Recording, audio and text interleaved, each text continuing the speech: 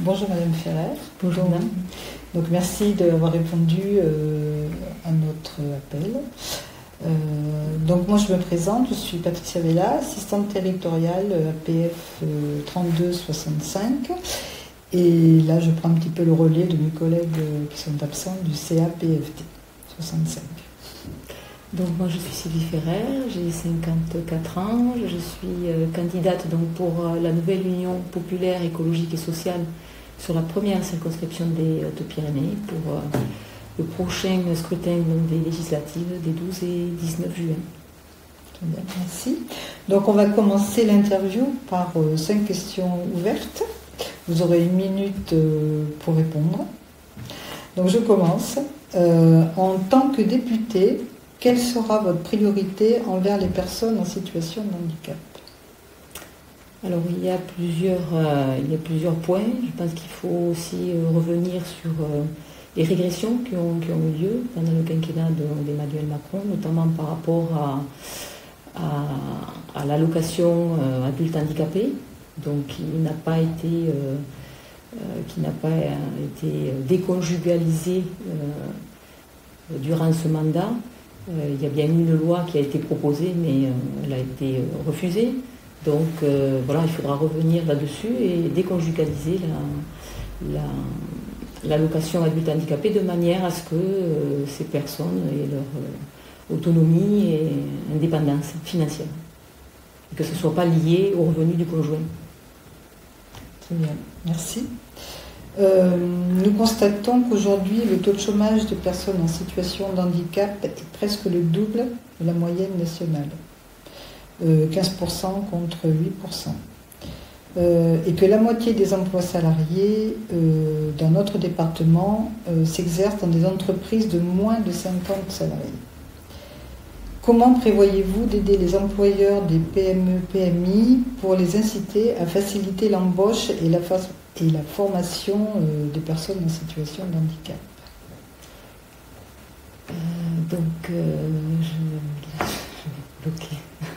C'est pas grave.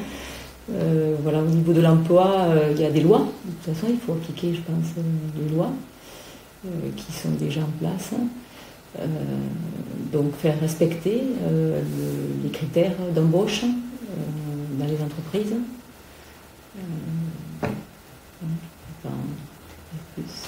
Merci. Pensez-vous que la loi Ségur a amélioré la situation dans les structures médico-sociales ? En tous les cas, ça a été remis en question.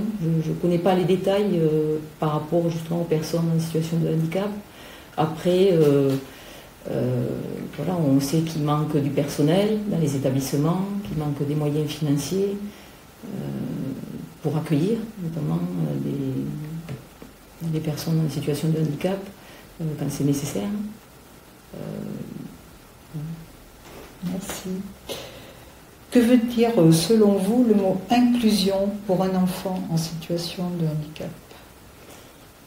Alors l'inclusion, elle démarre dès la petite enfance, dans l'école, de manière à être accueilli, pour être inclus dans des écoles comme les autres enfants, mais à ce moment-là, il faut aussi être accompagné. Donc il faut du personnel qui soit à la hauteur de l'accompagnement. On sait aujourd'hui, par exemple, que les AESH, les accompagnants d'enfants en situation de handicap, ont des statuts précaires. Il faut revaloriser ces statuts, intégrer ces personnels à l'éducation nationale.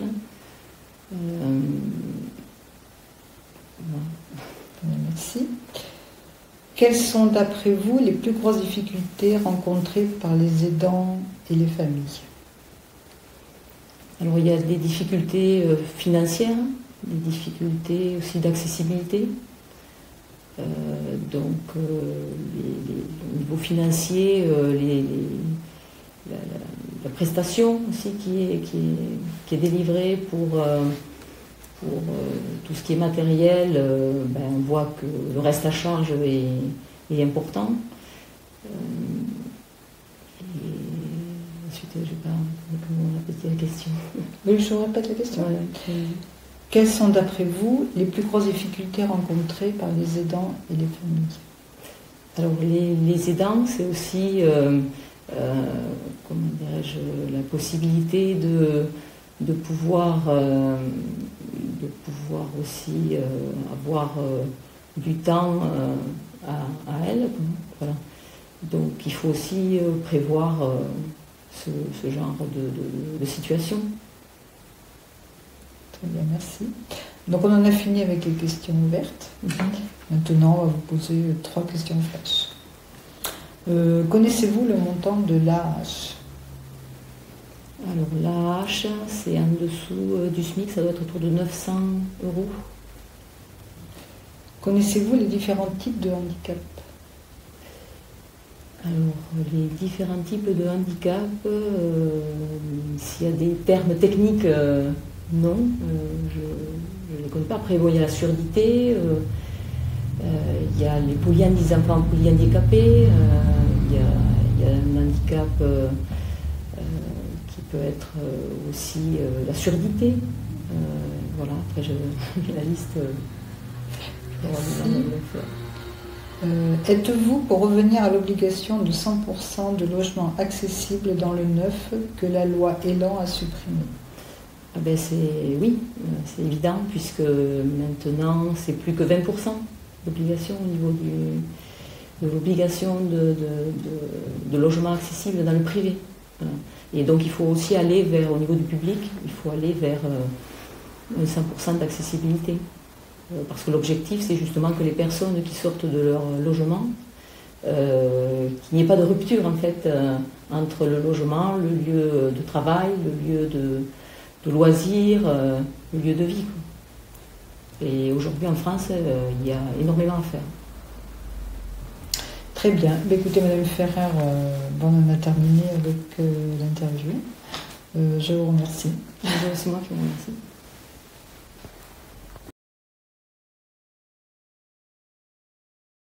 Rémi Trouche, élu au conseil APL de département. Je vous remercie de votre présence et d'avoir répondu favorablement à notre demande pour cette interview dans le cadre des élections législatives. Et nous souhaitons avoir votre position envers les personnes en situation de handicap. Bonjour. Donc, voilà. Eh bien, à mon tour, je vous remercie pour votre invitation. Je suis Romain Giral, j'ai 39 ans. Je suis candidat aux élections législatives dans la première circonscription des Hautes-Pyrénées et je suis heureux de pouvoir répondre à vos questions. Alors, ma première question, en tant que député, quelle sera votre priorité envers les personnes en situation de handicap?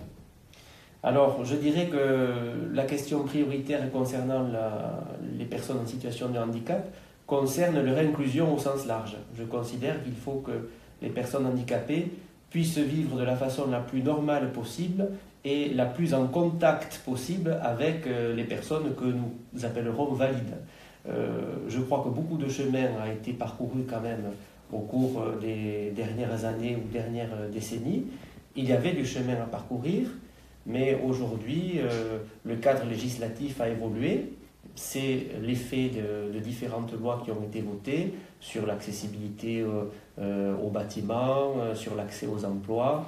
Et donc, voilà, je considère que la loi qui répond bien aux personnes en situation de handicap, c'est celle qui leur permet de vivre autant que possible avec les autres personnes et aussi normalement que possible. Nous constatons aujourd'hui que le taux de chômage des personnes en situation de handicap est presque le double de la moyenne nationale, c'est-à-dire 15% contre 8%. Et la moitié des emplois salariés dans notre département s'exercent dans des entreprises de moins de 50 employés. Comment prévoyez-vous d'aider les employeurs des PME-PMI pour les inciter à faciliter l'embauche et la formation des personnes en situation de handicap? Alors c'est un vrai sujet. Il est vrai qu'il y a déjà un cadre législatif qui tente de favoriser l'emploi des personnes handicapées, mais les chiffres sont ceux que vous avez donnés. Alors un exemple concret de ce que l'on peut essayer de faire passe aussi par les collectivités territoriales. Je donnerai l'exemple d'une convention qui a été passée au niveau de la ville de Tarbes où je suis élu, convention d'ailleurs dans laquelle votre association est partie prenante et qui vise à favoriser l'accès aux emplois des personnes en situation de handicap mais y compris dans des entreprises privées. C'est-à-dire que la convention est signée avec la collectivité publique, mairie de Tarbes, mais à travers cette démarche, la mairie fait en sorte de favoriser l'accès aux emplois, l'accès à l'information sur les emplois disponibles dans des structures privées. Alors c'est vrai qu'il y a des fois des postes qui ne sont pas, qui peuvent être difficilement pourvus et offerts à des personnes dans des situations de handicap, mais pour moi, le rôle des collectivités publiques, c'est aussi de jouer un rôle d'incitateur auprès des employeurs privés. C'est le sens de cette convention qui a été mise en place à la ville. Pensez-vous que la loi Ségur a amélioré la situation dans les structures médico-sociales? Alors là, il faudrait que vous me disiez à quelle disposition vous pensez en particulier, parce que j'avoue que sur le libellé loi Ségur, je suis dans l'incapacité de vous indiquer quelles ont pu être les avancées à ce sujet. Que veut dire, selon vous, le mot inclusion pour un enfant en situation de handicap? Alors le mot inclusion, je lui donne la même signification que dans la première réponse que je vous ai faite tout à l'heure. Le mot inclusion, ça veut dire qu'il faut que les uns et les autres, quelle que soit leur situation de validité ou de handicap, puissent vivre ensemble et de la même manière. Donc, sur les enfants, la question de l'inclusion, c'est d'abord la question de l'accès à l'école. Il y a à ce sujet des questions d'accessibilité à régler dans les écoles. Ça concerne les collectivités en charge des établissements scolaires concernés. On parle de choses très concrètes, hein. On parle d'accès à des salles de courses situées dans des étages, installation d'ascenseurs. Là aussi, la ville de Tarbes, par exemple, est en train de mettre à niveau tous les établissements scolaires. Donc, s'agissant en particulier de la question des enfants, pour moi, l'inclusion, c'est la possibilité d'aller à l'école, à la même école que ses petits camarades et de vivre les mêmes passions et de la même façon. Voilà. Donc, accessibilité, scolarisation, voilà ce que je mets derrière le mot inclusion. Quelles sont, d'après vous, les plus grosses difficultés rencontrées par les aidants et les familles? Alors, les aidants et les familles sont souvent en situation d'épuisement, disons-le, parce que l'accompagnement d'une personne en situation de handicap, ça vous mobilise jour comme nuit et 365 jours par an. Donc, les aidants sont des personnes qui, pour moi, ont besoin d'accueil, d'aide, de relais pour avoir des espaces de respiration. Voilà. Alors, souvent, c'est une personne de leur famille. L'aide qu'elles apportent à ces personnes est une aide naturelle qui pour elles, ne suscite aucune hésitation, aucune réflexion. Mais il faut quand même des structures relais pour essayer de soulager un peu ces personnes parce que c'est un chantier de tous les jours. Voilà. Donc à présent, je vais vous poser 3 questions. Oui. 3 questions flash. Donc, réponse flash alors. Réponse flash, voilà. D'accord. Connaissez-vous le montant de l'AAH? Non, je ne connais pas le montant de l'AAH. Je le situerai aux alentours de 900 €, mais sans autre précision. Très bien. Connaissez-vous les différents types de handicap? Alors, moi j'ai en tête une division, j'allais dire, binaire entre le handicap moteur et le handicap, alors que l'on pouvait appeler mental auparavant, qui peut-être est appelé différemment maintenant. Mais bon, il y a des situations dans lesquelles les handicaps de deux natures peuvent aussi se cumuler et se combiner. On est dans un département où il y a un certain nombre de structures d'accueil qui sont là pour nous rappeler des situations de handicap assez lourdes. Mais voilà, la grande division que je fais, c'est celle-là. Dernière question. Êtes-vous pour revenir à l'obligation de 100% de logements accessibles dans le neuf que la loi Elan a supprimé? Alors, je pourrais répondre par l'affirmative si je voulais aller dans le sens pour lequel peut-être vous militez. Ce n'est pas nécessairement la réponse que je fais parce que j'imagine que si dans le processus législatif il y a eu ce petit retour en arrière, c'est qu'il y a pu avoir le constat de certaines difficultés d'application. Je donne un exemple. Alors, ce n'est pas exactement le logement, mais ça concerne l'accessibilité à des logements publics, à des bâtiments publics. Il y a parfois, du fait des normes qui peuvent régir l'accessibilité des personnes en situation de handicap à ces bâtiments, il y a parfois des décisions qui sont prises et qui consistent à ne pas rénover un bâtiment ou à repousser un projet d'investissement sur ces bâtiments parce qu'on sait que les investissements nécessaires par les règles applicables aux personnes en situation de handicap font que le montant de l'investissement serait trop lourd et du coup ça décale le projet pour tout le monde. Donc je crois qu'il ne faut pas avoir de position dogmatique à ce sujet, qu'il faut faire du cas par cas, ce qui m'invite à ne pas répondre par l'affirmative à la question que vous me posez. Voilà. Très bien, je vous remercie d'avoir répondu à nos questions. Ben, c'est moi qui vous remercie parce que vous menez un combat qui est tout à fait noble. C'est un combat qui, j'allais dire, est difficile que vous menez pour l'inclusion des personnes en situation de handicap. Et je vous encourage à continuer naturellement. Merci à vous. Merci à vous. Bonne continuation. Merci.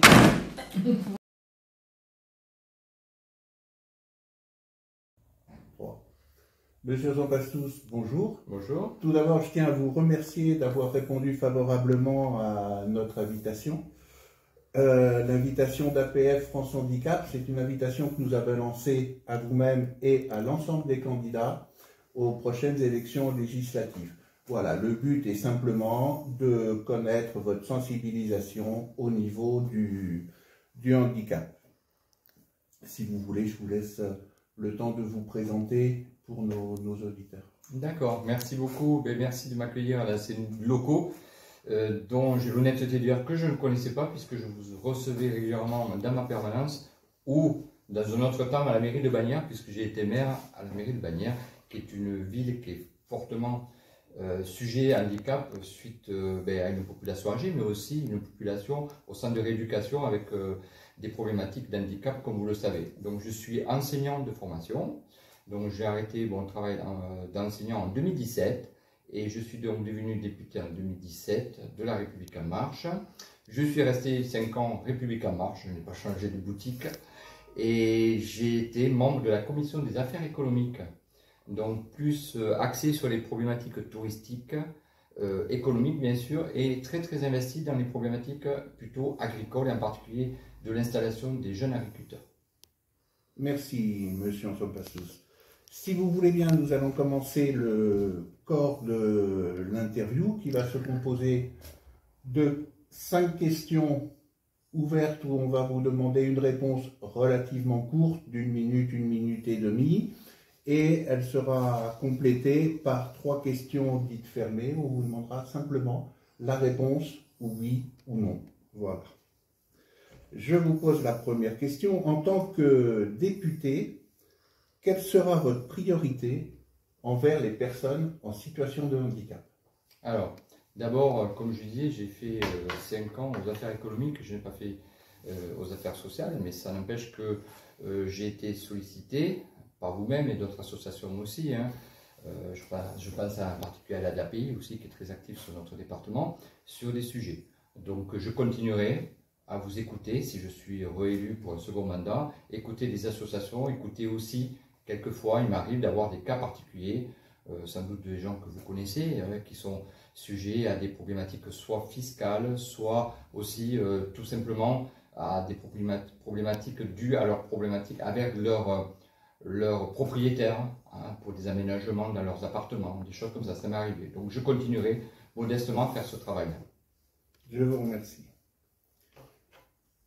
Nous constatons qu'aujourd'hui, le taux de chômage des personnes en situation de handicap est presque le double de la moyenne nationale, environ 15% contre 8%, et que la moitié des emplois salariés dans notre département s'exercent dans des entreprises de moins de 50 salariés. Comment prévoyez-vous d'aider les employeurs des PME-PMI pour les inciter à faciliter l'embauche et la formation des personnes en situation de handicap? Alors, si on pouvait faire un parallèle avec ce qui se passe au niveau des jeunes aujourd'hui et des aides par rapport à l'apprentissage, il y a 2 sujets. D'abord, bien faire connaître le sujet. Je pense que le sujet est assez reconnu de l'handicap, d'accompagner les handicapés, cette population-là à l'embauche, ça c'est fait. Et peut-être accentuer l'aide à l'embauche. Aujourd'hui, il y a des aides spécifiques à l'embauche. Je crois que c'est 4 000 euros, il me semble, peut-être aller un peu plus haut. Là, je crois qu'on est sur 8 000 euros pour l'apprentissage aujourd'hui. Peut-être trouver un terrain intermédiaire entre les 4 000 et 8 000 euros pour accompagner ces personnes-là à trouver plus facilement de l'emploi. Merci. Pensez-vous, Monsieur Sampastus, que la loi Ségur a amélioré la situation dans les structures médico-sociales? Alors, pour être franc, la loi Ségur, on en parle beaucoup, c'est des sommes historiques qui sont mises sur la table, il faut le regarder quand même. Bon, je ne vous reparlerai pas de la revalorisation des 183 € pour le personnel par mois, mais aussi je constate, et je le constate chaque jour quand je me déplace, puisque je fais beaucoup de déplacements actuellement, j'en faisais avant, mais là j'accentue un petit peu, je vais à la rencontre des concitoyens pour avoir des éléments, ce qui va et ce qui ne va pas. Aujourd'hui, on voit bien qu'il y a une tension forte, que ce soit dans les EHPAD, dans tout ce type de maison médicale, et je crois que le Ségur va accompagner les rénovations. Aujourd'hui, on a énormément d'argent qui a été mis sur les rénovations de bâtiments et qui accompagne les projets, mais je pense qu'il va falloir inciter les gens à aller sur ce type d'emploi. Mais malheureusement, il n'y a pas que ce type d'emploi qui est en tension. Ce matin, j'étais avec des enseignants. Aujourd'hui, l'enseignement n'attire plus les jeunes non plus. Donc, est-ce que c'est une question de revalorisation? Oui. Est-ce que ce n'est qu'une question de revalorisation? Je ne pense pas. Je pense qu'il y a plusieurs sujets et je fais la comparaison parce que ce matin, effectivement, il y a des tensions aussi dans l'éducation nationale puisqu'on ne trouve pas d'enseignants, en particulier dans ma spécialité, dans tout ce qui est technique et professionnel. Merci. Que veut dire, selon vous, le mot inclusion pour un enfant en situation de handicap? Alors, d'abord, on a vu que sur notre département, il y a quand même une inclusion supplémentaire des enfants sur le département. On a les unités locales d'inclusion scolaire qui ont été légèrement augmentées sur le département pour accueillir d'autres enfants. Moi, j'y crois beaucoup. Alors, moi, je suis simple et modeste. Je ne connais pas le sujet puisque moi, en tant qu'enseignant, puisque je compare mon travail, j'avais des élèves de plus de 18 ans. Je n'ai pas été confronté à ce sujet-là parce que déjà, en lycée technique et lycée professionnel, on a très peu d'enfants qui ont des handicaps parce que malheureusement, déjà, venir à l'école, c'est compliqué. Venir dans un enseignement professionnel technique, c'est encore plus compliqué. Donc, je n'ai pas été touché professionnellement sur ce sujet. Ou alors vraiment très peu, par vraiment à la marge. Donc moi je crois beaucoup, je crois qu'il faut aller de l'avant, il faut continuer à batailler par rapport à la population, parce que les gens le regardent, alors on parle des politiques, mais on regarde aussi les gens, quand on parle autour d'une table dans un repas de famille avec des amis, tout le monde ne voit pas cette inclusion aussi évidente que ça. Pour moi, je pense que c'est une richesse, la mixité sociale et la mixité aussi par l'inclusion, c'est une richesse pour tous les enfants. Et je serais fier de pouvoir dire à des enfants pourquoi il y a des enfants. Il n'y aurait même pas besoin de l'expliquer normalement. Il faut vraiment que ça soit un mixage sociétal, mais aussi de l'inclusion pour ce type de population. Dernière question de la première série. Quelles sont, d'après vous, les plus grosses difficultés rencontrées par les aidants et par les familles?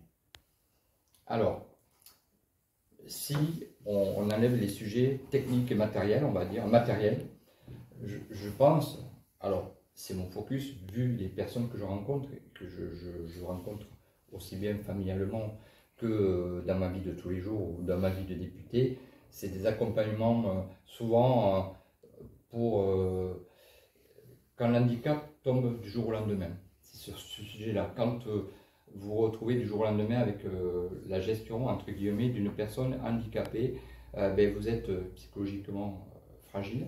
Donc ça, je pense que les associations font ce qu'il faut. Et ensuite, le deuxième point, c'est comment équiper un appartement très rapidement. Souvent, moi, c'est des questions qui me sont arrivées, pour adapter cet équipement, parce que les gens ne le savent pas, et ils ne savent pas comment faire et à qui se regarder pour être aidé. Donc ça, c'est un sujet qui, à mon avis, est principal. Comment financièrement accompagner ces sujets-là pour aider les aidants. Et puis le troisième cas, ça c'est après, le fait de la lassitude, de la fatigue psychologique des personnes, et en particulier des personnes un peu âgées qui se retrouvent avec une personne handicapée, que ce soit son conjoint ou sa conjointe, je le vois, c'est entre guillemets, je dirais pas, mais le début un peu d'une spirale qui amène pas là où il faut. Je vous remercie. Une série maintenant de 3 questions très courtes. On va vous demander juste oui ou non ou la réponse. Est-ce que vous connaissez, M. Sampastou, le montant de la hache? Oui. 904 €. Merci. Connaissez-vous les différents types de handicap? Je ne serais pas capable de le détailler. D'accord. Mais enfin, vous en avez quand même une vision. Une vision, je pense, oui. Je pense, oui. Je pense que... Dernière question.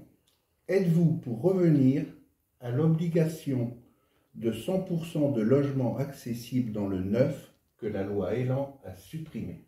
Eh bien, je peux vous dire que oui, et je trouve dommage qu'on ait passé ce sujet-là pour peut-être accompagner des entreprises qui n'ont peut-être pas fait le bon choix à ce niveau-là. Donc je dirais oui. Je vous remercie. Monsieur Sampastou, nous vous remercions. C'est moi qui vous remercie. Au nom d'APF France Handicap et de toutes les personnes qui vont avoir le plaisir de vous écouter, d'avoir répondu favorablement à notre invitation. C'est moi qui vous remercie.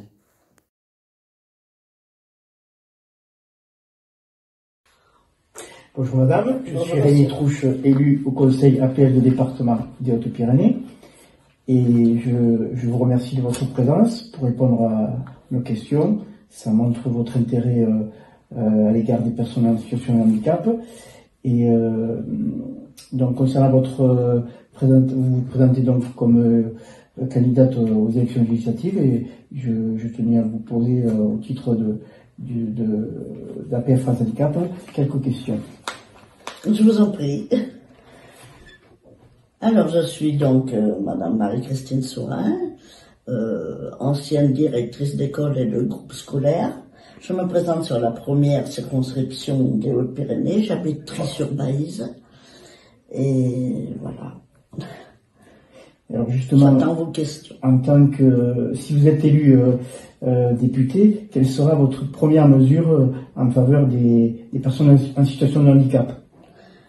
La première mesure, dans la situation actuelle, elle aura trait au pouvoir d'achat, forcément, hein, puisqu'il y a vraiment urgence pour le pouvoir d'achat. Hein. On parlait tout à l'heure effectivement de déconjugalisation, mais il va falloir surtout augmenter certaines aides, aides aux femmes seules, n'est-ce pas, allocation d'adultes en général, tout ce qui est financier sera notre priorité. Très bien. Deuxième question, nous constatons aujourd'hui que le taux de chômage des personnes en situation de handicap est presque le double de la moyenne nationale, 15% contre 8%, et que la moitié des emplois salariés dans notre département s'exercent dans des entreprises de moins de 50 personnes. Oui. 50 personnes.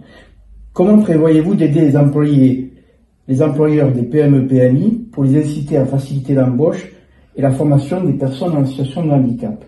Alors là, c'est sûr que je pense qu'il faut légiférer. Hein. Il faut légiférer, non pas de manière punitive, mais il faut légiférer pour aider, pour continuer à aider les petites entreprises particulièrement à employer des personnes handicapées. Comme vous le dites, le taux de chômage est 2 fois supérieur au taux global. Le taux d'emploi obligatoire, normalement, est fixé à 6%, mais il est atteint ni dans le niveau du service public, ni dans le niveau du service privé, des entreprises privées. Donc il faut se poser la question, pourquoi ça n'a pas plus marché? Parce que la conséquence, bien sûr, de ce peu d'attention portée aux personnes dans le monde du travail, eh bien, la conséquence, c'est que il y en a de plus en plus qui vivent sous le seuil de pauvreté. Et ça, je suis très sensible à ça. Le seuil de pauvreté est passé de 15,8% en 2015 à 19% en 2020 pour les personnes handicapées. Ça, c'est quand même, ça doit alerter avant toute chose. Pensez-vous que la loi Ségur a amélioré la situation dans les structures médico-sociales? Rappelez-moi la loi Ségur, en gros. Je la connais probablement, mais de son nom. En fait, les structures médico-sociales ont été les grandes oubliées de la revalorisation des salaires des professionnels, alors que cela était le cas dans les hôpitaux et les EHPAD. En avril 2022, sous la pression des associations, une augmentation est enfin actée, mais pas pour tous les professionnels, services administratifs, chauffeurs, cuisiniers, agents de maintenance. Vous savez de combien elle est, cette... J'ai lu ce matin, j'étais à Uri, elle ne serait que de 9 €. Alors ça me semble un peu énorme. Je pense que c'est pas de toute façon une grosse augmentation. Hein. Ça doit être assez pusillanime, mais bon, je me méfie un peu de cela puisque les catégories sous-payées vont probablement rester encore sous-payées. Vous parlez de ceux qui tournent autour dans un établissement, tout ce qui est cuisinier. Nettoyage, etc., entretien, toutes ces personnes-là sont très mal payées. Si toutefois elles n'ont pas été licenciées pour ne pas être vaccinées, pour ma part. J'en connais au moins 2 qui ont été licenciés sans aucune allocation. Que veut dire le mot inclusion, selon vous, pour un enfant en situation de handicap? Alors là, au Rassemblement national, nous sommes très à l'aise là-dessus, parce que nous avons défendu bec et ongle, et nous continuerons contrairement à d'autres, le fait que les enfants doivent rester en place dans les écoles. Et en tant qu'enseignante, là-dessus, je serais intraitable. Un enfant, il est bien au milieu des autres enfants. Il est bien à l'école. Il ne faut pas le sortir pour le mettre ailleurs. Pour les mettre tous ensemble, ce serait, comme ça a été proposé, ce serait vraiment une catastrophe humaine.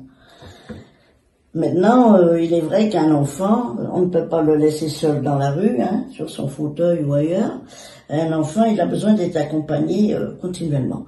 Et dans les écoles, que j'ai pu constater, c'est qu'il y a un manque de personnel d'accompagnement qui est criant. Hein. Il n'y a pas beaucoup d'efforts qui ont été faits.